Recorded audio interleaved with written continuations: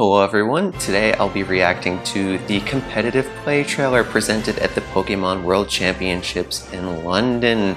This features brand new mechanics that will be in play for the upcoming Pokemon Scarlet and Pokemon Violet. So excited to break this down since all of this information is right up my alley, and I hope to leave you all with some insight if that sounds good with you all. Leave a like on this video and subscribe to the channel for more Pokemon content as the news rolls around. Thank you so much for the support. Time to get into it.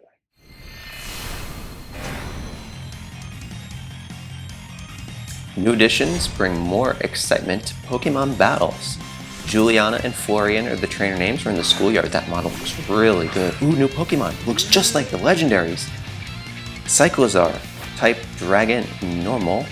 It's using Shed Tail, which creates a substitute and swaps with a party member. This takes dry passing to a whole new level. Oh my goodness. And they bring in the Magnezone. Look at that. Okay, we have Sea Titan here. Azumarill is using Belly Drum. And then Mirror Herb copies an opponent's stat increases when consumed. Okay. So here we have Terrestrialization going on with Colossal here. And it's becoming a water type to combat the Rotom.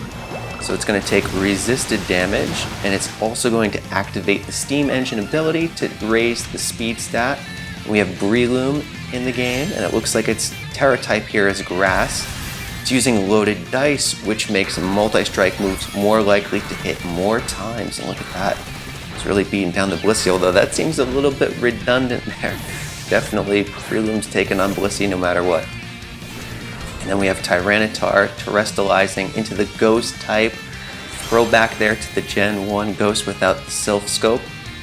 But we can see that terrestrialization takes place before the moves in battle, becomes immune to close combat, and then Terra Blast sticks it to the Gallade there for super effective damage. Oh, this is so good. There's so many things I'm excited to break down in this. They come out swinging in this trailer, revealing Cyclozar right up front, bearing a striking resemblance to that of Koraidon and Miraidon. The official website provides more information about this Pokemon, saying that it's very commonly lived in households across Paldea, and that people will ride on it, and that it is actually quite fast. It can travel up to 70 miles per hour with a person riding on it. Not only is this a Pokemon with intriguing origins, but it also possesses a very powerful move in the form of Shed Tail. This move combines the functions of Substitute with that of Baton Pass at the cost of additional health to the Pokemon. In this case, it's going to be 1/2 of the Pokemon's health, which is a pretty steep cost. We don't know what the distribution of this move is like, and ultimately, while the move itself does have the potential to be competitively game-breaking, it ultimately falls upon the distribution and the accessibility of this move within the entire Pokemon Learn set. We can glean certain information on Cyclozar by seeing that at level 50 it has 145 HP, which with 0 EV investment and a perfect IV of 31 means that it has a base HP stat of 70. Which is very modest. It's not particularly bulky, and given the website's description, it's going to be Fleet of Feet, which should confer a large base speed stat. In the scene, we see that it moves ahead of Cloyster. Its speed is of significance. By moving ahead of the opposing Pokemon, it's not providing the recipient that you're switching into a free turn in order to set up an opportunity for sweeping. Moreover, by having a cost of 1/2 of your health, if it were to be a slower Pokemon, in which case it would be fully optimized for a recipient to set up a sweep, then you would have to ensure that the bulk of that Pokemon can sustain damage less than 50% of its health in order for this move to be effective. And that's where the distribution comes into play, because there are certain Pokemon with tails, and one line in particular that's themed to lose its tail, such as Slowpoke and its evolutions, Slowking and Slowbro, possess the ability Regenerator, whereby they regain 1/3 of their health after switching out of battle. That would amplify the threat of a move like Shed Tail and the potential viability of it being passed towards teammates that can fully maximize the effects of this. We will have to see what the distribution of the move looks like overall to see the effects on the larger metagame. Next up, we have Mirror Herb, which is an item when consumed, meaning that it's a single usage item only, unless you are able to recycle that item back to the Pokemon through a move such as Recycle within that Pokemon's moveset, then it's going to be a one and done kind of situation. This item greatly resembles the ability Imposter. However, Imposter, as in the case of Ditto, can be reproduced throughout the battle. There's pluses and minuses to Mirror Herb versus that of Imposter, right? Because by this being an item, that means that you can copy all of the increase stat changes of your opponent. It specifically mentions increase, but not that of decrease. So does that mean if the opponent also has debuffs along with their buffs, will you just be copying the buffs or will you be copying all of it? And that's relevant in terms of activation and its viability. We won't know about that until the game is in our hands. However, with the Herb, you would have access to your complete moveset. Compared to that of a situation like Imposter Ditto, which is typically paired with Choice Scarf. So therefore it presents multiple opportunities for you to make use of the stat copying changes in battle so that one particular threat isn't going to use up your contingency plan for those situations. However, being that it necessitates a Choice Scarf in order to force out those threats or to neutralize them, you're locked into one move, which means that your opponent can take advantage of that linearized situation.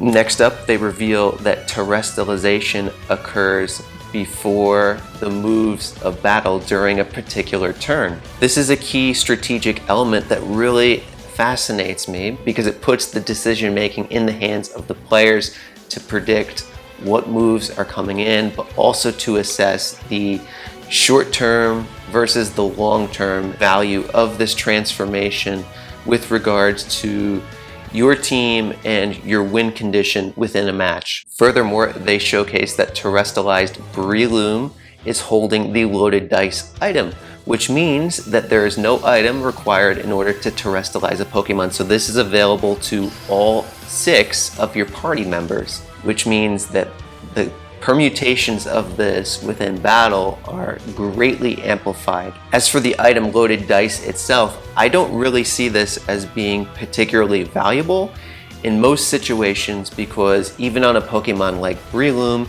it's only going to be exploiting that with Technician for Bullet Seed on that one move itself, and you can augment the risk of having a lower number of hits with Bullet Seed by pairing that with an item such as Choice Band, a Life Orb, and so on to enhance the power of those hits while still bolstering the power of its other moves and therefore presenting a larger threat in a larger number of situations. In the last scene, we see this put together where the Tyranitar up against the Gallade terrestrializes into a Ghost Tera-Type, which becomes immune to the close combat of Gallade, and then they showcase the brand new move Tera Blast, which according to the description on the official website is a normal move, the description of which sounds awfully similar to that of Weather Ball or Terrain Pulse, which are normally 50 base power moves.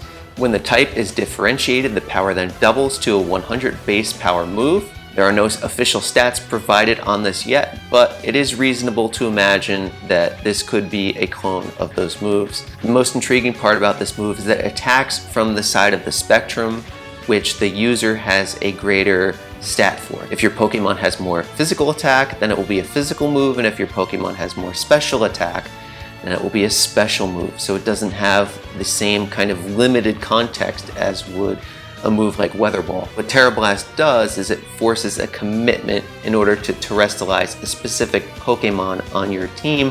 Otherwise, it's going to be operating with 3 moves in a much more limited function. The implications for this system are vast because it allows for finer control of defensive coverage, in addition to now providing threat capability in order to more fully customize a moveset to the specific needs of that Pokemon and your team. So good. I cannot wait to see more about this game. I'll be eagerly anticipating more news on these titles so that I can share it with you. So many aspects are being rejuvenated in the Pokemon franchise with the upcoming Pokemon Scarlet and Pokemon Violet releasing worldwide Friday, November 18th, 2022. I really hope you enjoyed. Have a wonderful day.